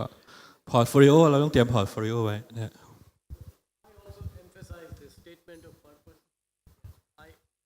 You translated for me. I also emphasize the clear statement of purpose and goals. Resume is what you did. Statement of purpose is now that you did that, what do you want to do now? Okay. That's what they are looking for. Okay. But if you say I want to fly a plane, then that is not the place for you because it doesn't serve the purpose. Right. อาจารย์จิราเขาก็เน้นว่าไอ้ statement of purpose สำคัญมากเพราะว่า resume คือสิ่งที่เราทำเมื่อผ่านไปแล้วแต่ statement of purpose คือเราอยากเป็นอะไรหลังจากจบแล้วหรือว่าการเรียนนี่มันจะช่วยอะไรให้เราอย่างสมมติว่าเราส่งไปแล้วบอกว่าปลายทางเราอยากเป็นนักบินเขาก็ไม่รับแล้วมันไม่เกี่ยวข้องกับเขาอะไรเงี้ยเป็นต้นนะครับผม So right now, many of you have opportunities to participate in research projects. So some of you, for example, last week and this week are going to visit Buddhist temples, which we are documenting with many instruments, and we're measuring, gathering data. Even participating in the research project should be something you put on your resume. And then if that project is presented at a conference, even if the student is not the presenter, the student should still put that on their resume because they contributed, and that will be of great interest to any graduate school which you apply to. That's good. อันนี้สำคัญเนี่ยเพราะว่าเขาบอกว่านักศึกษาน่ะป.โทใช่ไหมหรือว่าป.ตรีเนี่ยถ้าไปทำช่วยอาจารย์ใส่ในรีสูเม่ได้เลยอย่างเช่นไปช่วยออกแบบวัดหรือว่าวิชา individual study ที่เรียนกับผมเนี่ย เขียนไปเลยว่าไปช่วยอาจารย์ทำงานเนี้ยทำงานนี้หรือถ้าไปบอกว่าไปช่วยอาจารย์ทำวิจัยดีมากเลยใส่ในรีซูเม่ใส่ไปเลยแม้ว่าเราจะไม่ได้เอาวิจัยนั้นไปใช้อะไรก็ตามแต่ว่าได้ไปช่วยอาจารย์เซอร์เวย์รีเสิร์ชมันจะเด้งขึ้นมาเลยเด้งขึ้นมาสนใจตัวนี้สำคัญนะ Alright. Sorry, so if the student name appears on the conference paper inside it, Google will pick it up and match it, right? Because if the paper that is presented at a conference has all the participants, in their name included in it, the PI, co-PI, and the participants. When a Google does the database search, it will pick up that name and then student match it with the student's claim that I worked on this project. It validates it. Well, sometimes we have students that might be a co-author, like possibly Junior and Hani, but sometimes the students are acknowledged that they gathered some data, but maybe they never worked. So it varies. ก็คือที่เขาพูดว่าถ้าสมมติว่ามีชื่อพิมพ์ร่วมนี่ก็ยิ่งจะดีใหญ่เพราะมันจะเด้งขึ้นมาใน Google เลยแต่ว่านี่พูดถึงว่าถ้าสมมติว่าเราเป็นผู้ช่วยเฉยๆเราไม่ได้ตีพิมพ์ด้วยอะไรเงี้ยก็เป็นประโยชน์อยู่ดีเพราะฉะนั้นไอ้พวกนี้คุณมองไม่เห็นค่าตอนนี้หรอกแต่พอเราจะจบแล้วจะไปสมัครแม้กระทั่งสมัครเรียนโทในประเทศไทยจริงๆนะถ้าคุณบอกว่าคุณเคยเป็นผู้ช่วยวิจัยเคยทำงานช่วยอาจารย์หรือเคยไปช่วยออกแบบพวกนี้เป็นประโยชน์หมดครับผม Maybe we want to share, if you haven't already, that we had, when I came in 2016, we did quite several research projects with Professor Chamnen and Professor Yingzawad and many other architecture faculty. And many of those projects have since been presented at conferences with some students as co-authors and some were acknowledged. It depends on their contribution and what your faculty ask how to do. But you may want to if you're not already doing it, you may want to be very active because that's something that already shows success, even at the undergraduate level. And if you apply to graduate school and you have that on the resume, that then the people who receive your application will understand that you already get it, you already understand, and you're already working on some complex research, and you understand something about research. That's very good.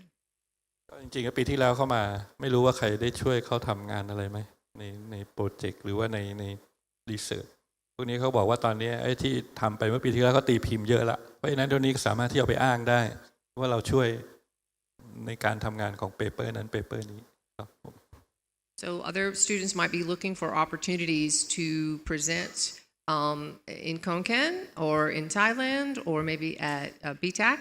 So maybe like Rainer would want to present at BTAC next year, some slice of the research with faculty as a co-author. So I think many opportunities stem from getting involved in these research projects.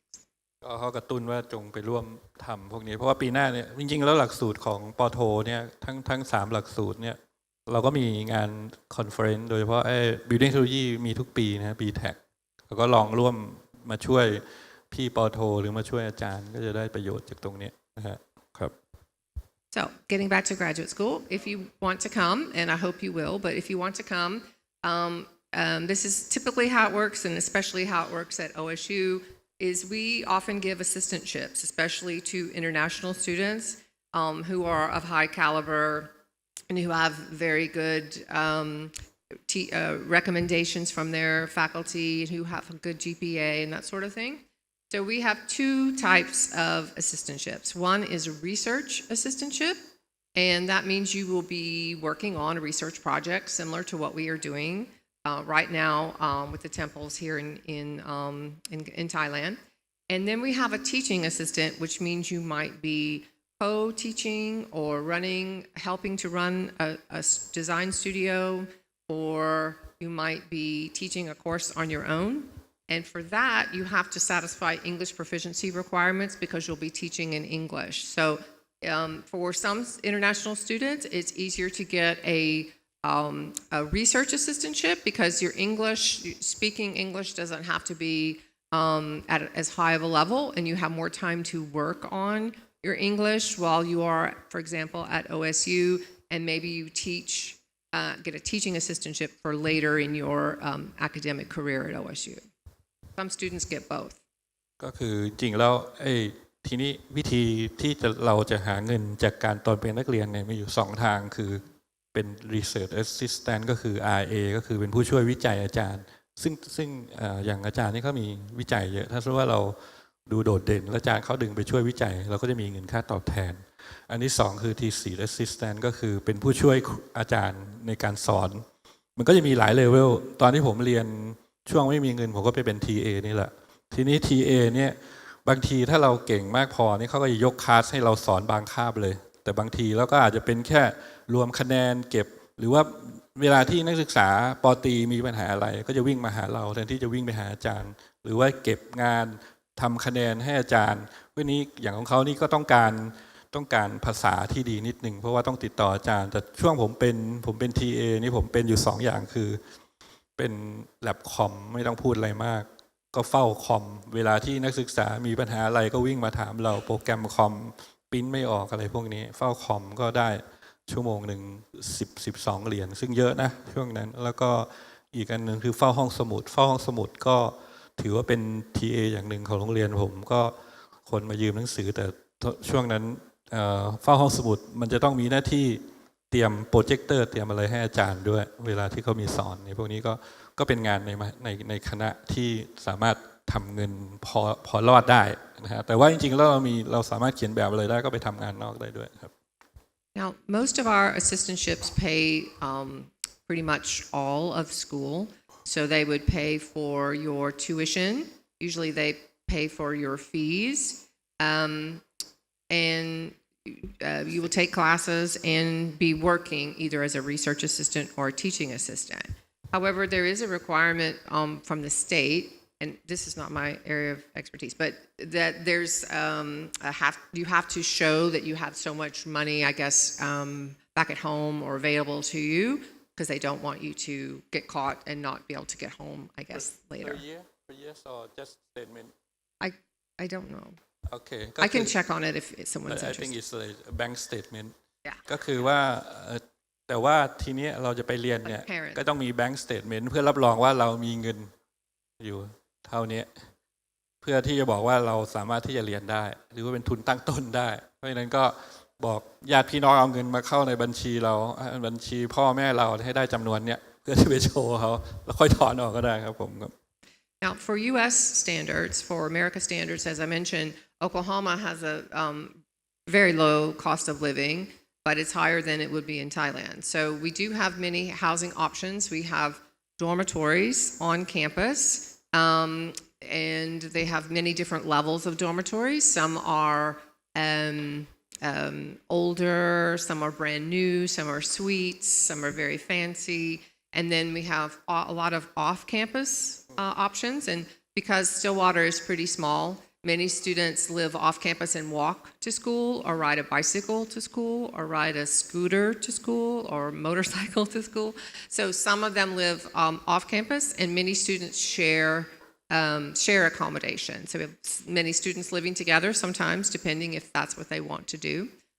We also have student houses right outside of campus. So it kind of depends on what you want to do. If you are interested, we do have a big website that tells you a lot more detail about costs and housing options, but I can tell you there are many options for housing. ก็คือที่พักทีนี้หอมันก็มีหอในหอนอกเหมือนบ้านเราอะฮะแต่ตอนที่ผมอยู่เนี่ยผมอยู่หอในก็จะมีข้อจำกัดหลายๆเรื่องหอนอกก็สามารถที่จะแชร์ห้องแชร์อะไรกันได้อาจารย์บอยอยู่หอในหรือหอนอกอยู่ข้างนอกถูกกว่าไหมปกติหอในอย่างของผมนี่หอในจะถูกกว่าเพราะว่ามันอยู่กลางเมืองใหญ่เมืองชิโกเพราะฉะนั้นหอนอกจะแพงกว่าถ้าจะถูกกว่าก็จะไปไกลนิดนึงแต่ว่ามันก็จะแชร์อยู่หลายๆคนได้พวกนี้แต่จริงๆแล้วเขาก็จะมีเว็บไซต์สำหรับแนะนำเรื่องหอพักนะฮะแต่ว่าถ้าเป็นหอในต้องจองเนิ่นๆจะต้องนานนิดหนึ่งครับผม I want to see if I could find that. Okay. For international students, it's an experience that they don't get at home. It's really different. I mean, in Mexico we don't have this kind of stuff. And I mean, the school pride that everyone has for their college, it's just amazing. I wish I had it in Mexico. Some international tailgating at OSU football games is a tradition that students cherish during their time in Stillwater. For international students, it's an experience that they don't get at home. It's really different. I mean, in Mexico we don't have this kind of stuff. And I mean, the school pride that everyone has for their college, it's just amazing. I wish I had it in Mexico. Some international tailgates get so diverse that one might think that they're in a United Nations assembly instead of a football game. And I'm from Mexico. From Adelaide, it's on the south coast of Australia. I'm from Chile. I'm from Tanzania. I'm from France. I'm from Venezuela. I'm from the UK. I'm from Spain. From South Africa. I'm from Brazil. These exchange students from countries all over the globe get together before games to grill food and socialize. They even add their own flavor in by dancing. Pablo Vega Asas is from Spain. He says his favorite part about tailgating are the friendly people. The people like talking, having a good time, drinking beers and everything, the environment, everything. Tailgating at OSU has turned into a way where international students can interact with fellow American students. It's so easy. Everyone, they just come up to me, they want to share food, and yeah, you guys are the best people. I love America. For O State TV, I'm Jose Miguel Polanco.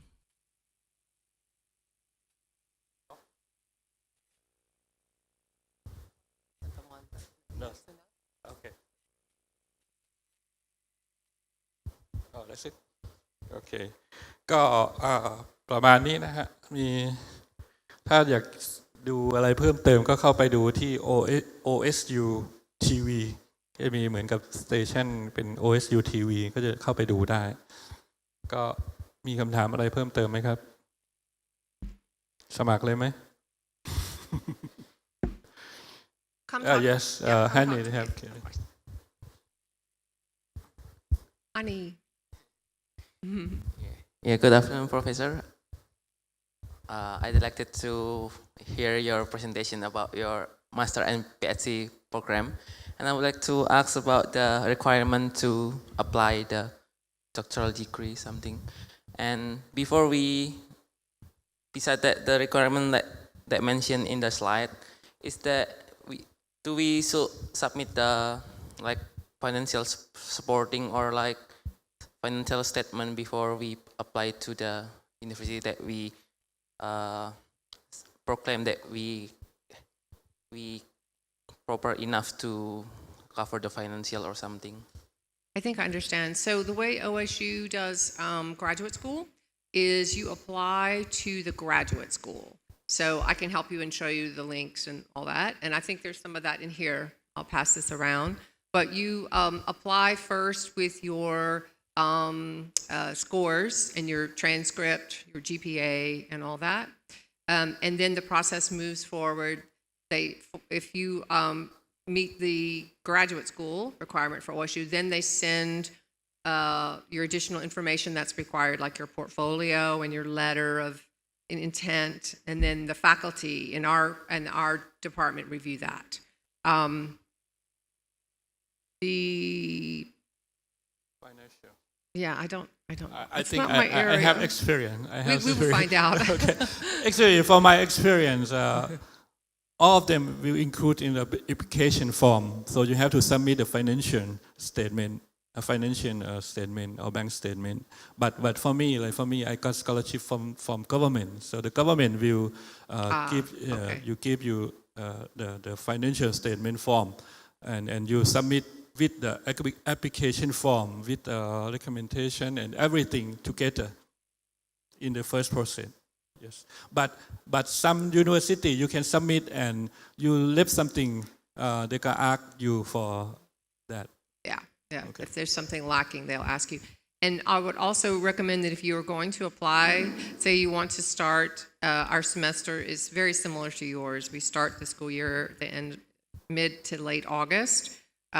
If you would like to apply for an assistantship, which I suggest you do because it pays very well and covers your fees and gets you very involved, you have to apply very early, like January or, just we have a cutoff date for best results for assistantships because it is competitive.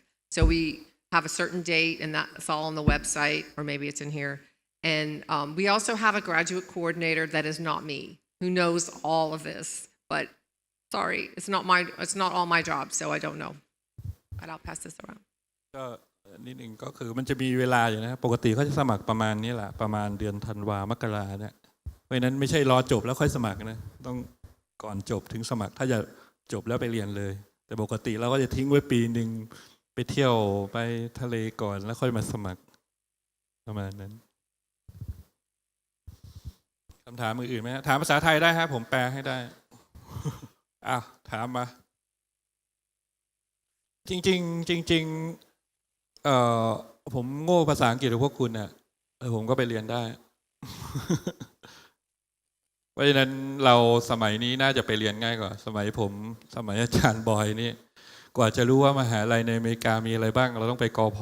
นะฮะแล้วก็จะมีหนังสือเล่มหนึ่งรวมมหาลัยในอเมริกาก็จะเปิดอยู่เล่มนั้นแหละเปิดไปเปิดมานั่นแหละแล้วทีนี้พอจะสมัครเดี๋ยวนี้ทำไงกรอกออนไลน์สมัยผมต้องเขียนจดหมายไปที่มหาลัยนั้นเพื่อขอใบสมัครอีก2 เดือนต่อมาเขาจะส่งใบสมัครให้เราแล้วก็สมัครแล้วก็ส่งไปรออีก2 เดือนประมาณนั้นเพราะฉะนั้นของเราสะดวกมากเพราะฉะนั้นคือที่ผมพูดนี่ว่าคือทุกคนสามารถที่จะคิดว่ามันไปไม่ได้หรอกเราไม่มีตังค์เราไม่เก่งภาษาอังกฤษอย่าไปคิดอย่างนั้นผมไม่มีตังค์ผมไปได้มันต้องมีวิธีที่ไปได้นะฮะตอนนี้แต่คิดว่าอยากจะไปไหมก่อนถ้าอยากจะไปก็ตั้งเป้าแล้วก็ทำแล้วภาษาอังกฤษสมัยก่อนมันก็ไม่มีภาษาอังกฤษให้ฝึกเลยนะทีวีก็ไม่มี357เพราะนั้นผมก็ไปซื้อเขาเรียกว่าช็อตเวฟวิทยุช็อตเวฟเนี่ยเพื่อฟังคลื่นภาษาอังกฤษจาก VOA ก็ไปหาฟังเดี๋ยวนี้โอ้หนังสือก็มี student อะไรนะ Nation Junior อะไรพวกนี้ที่เป็นภาษาอังกฤษก็ไปหาฝึกภาษาอังกฤษกับตรงนั้นเราสบายได้เปรียบนี่ผมว่าเป็นสิ่งที่ดีมากเลยที่อาจารย์เขาพรีเซนต์ให้เราฟังเผื่อเราจะกระตุ้นเราในสักนิดหนึ่งก็ยังดีแล้วก็ตั้งเป้าอเมริกาไม่ได้ไปสิงคโปร์ก็ได้ไปนี่ก็ได้นะฮะอันนี้เป็นสิ่งจำเป็นเพราะปี5ต้องคิดเรื่องนี้นิดหนึ่ง very very great lecture and good information hope can energize force them to prepare